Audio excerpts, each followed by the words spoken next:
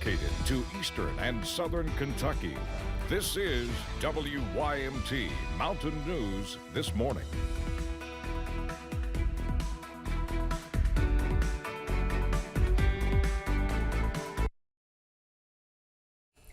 Good morning, I'm Caroline Mueller. And I'm Megan Dusmall. The time is now 5:29 and today's date is Monday, February 5th.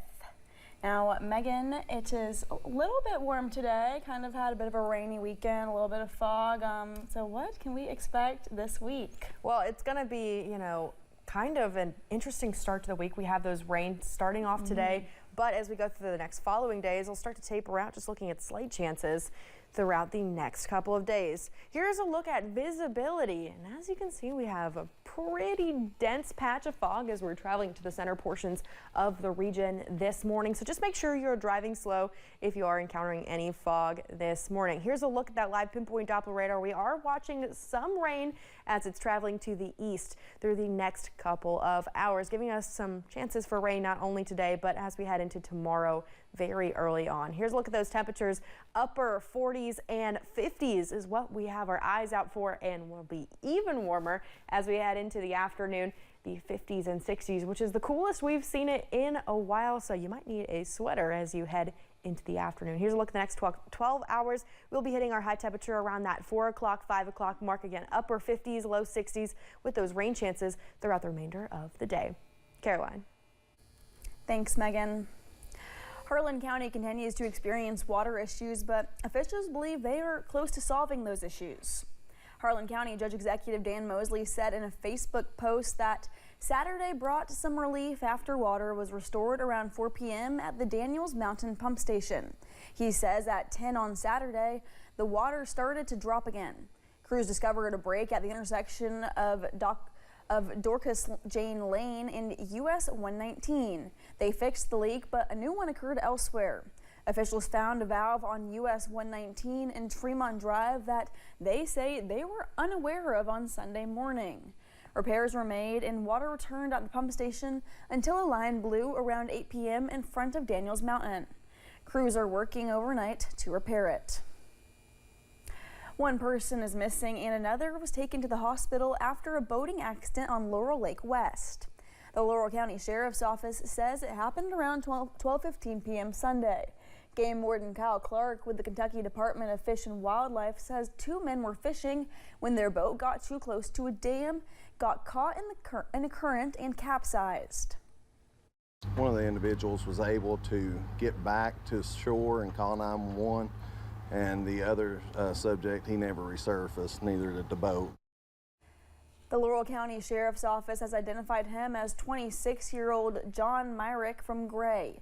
He was last seen wearing a gray and black jacket and blue jeans. A former assistant county attorney accused of killing his wife entered an Alford plea to evidence tampering. Donald Kyle Deskkins reached a deal to have the murder charge against him dismissed without prejudice, as well as 1 count of tampering with evidence. Those charges could come back at a later time. Judith Deskkins died in April 2021. An Alford plea means Deskkins maintains his innocence but admits a guilty verdict is likely. A sentencing hearing was scheduled for June 5th in Perry County Circuit Court. We now know the date for a jury trial for a Whitley County man accused of child sexual exploitation. Mark McFadden was indicted on 6 counts of possession of matter portraying a sexual performance by a minor under 12. He was also indicted on 2 counts of possession of matter portraying sexual performance by a minor over 12 but under 18. He was arrested in March of last year and indicted 2 months later. McFadden's jury trial begins on November 18th. The chief of the London Police Department and 1 London City Council member resigned. Jerry Holland was named chief of the department last August. Holly Little was the council member who resigned. Assistant Chief Bobby Day was named interim chief of the department. A lot of controversy was sparked after Kentucky State Police say a London police officer shot and killed Doug Harless back in December. Disturbing details about a deadly fire in central Kentucky. The fire occurred on Flat Creek Road in Franklin County on Wednesday. Dustin Fields was charged with arson. According to his arrest citation, Fields used accelerants to set fire to his home with his 2 sons inside. Relatives told our sister station the 2 teens were 13 and 15 years old. A large fire broke out at a lumberyard in Laurel County last Friday. Firefighters were called to Cheney Lumber Company around 10 p.m. on Thursday. Multiple fire units responded to the scene, but left the area Friday morning. No injuries were reported, and it's not known how the fire started. The death of a Lecher County firefighter left Whitesburg Fire Department memorializing a man who first responders say always went beyond the call. WYMT's Buddy Forbes shares Mark Sexton's legacy. And the station was right down below it, and that's why he started on the fire department. An apartment fire more than 30 years ago sparked an interest in Mark Sexton that became a burning passion to serve. He enjoyed helping the community. Yeah, he enjoyed, he was a people person.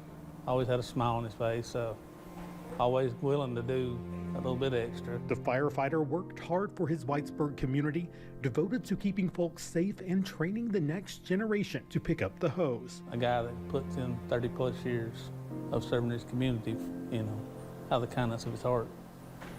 They don't make guys like that anymore. A passion that he also passed down to one of his sons, who joined the department as a junior firefighter and watched as his dad retired in 2023. You know, the only thing that kept his dad from still being with us was health failing, but he was always here coaching and talking to the younger guys. Sexton died Friday, leaving unfillable shoes at the department and a hole in the community. Losing Mark, that's a void.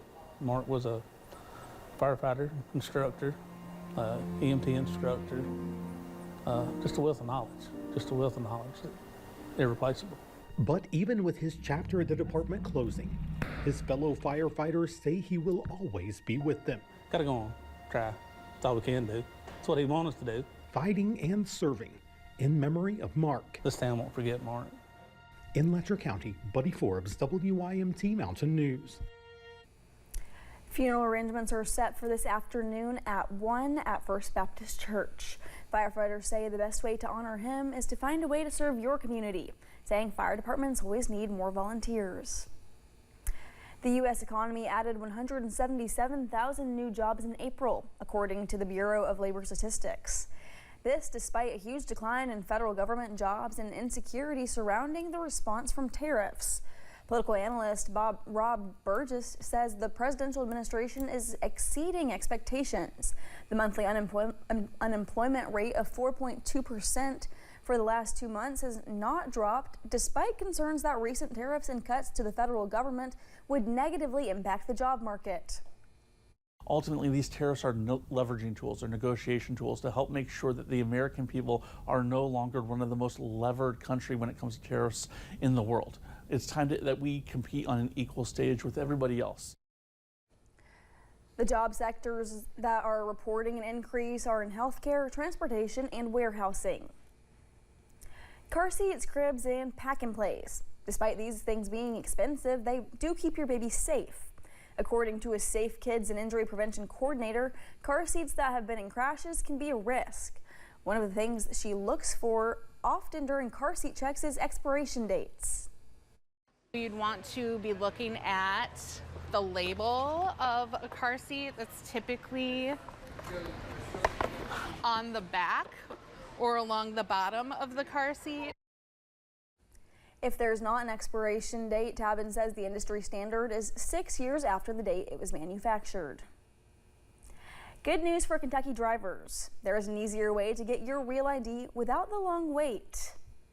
There's now a remote renewal option, so you can renew your license and get a real ID without going to the driver service center.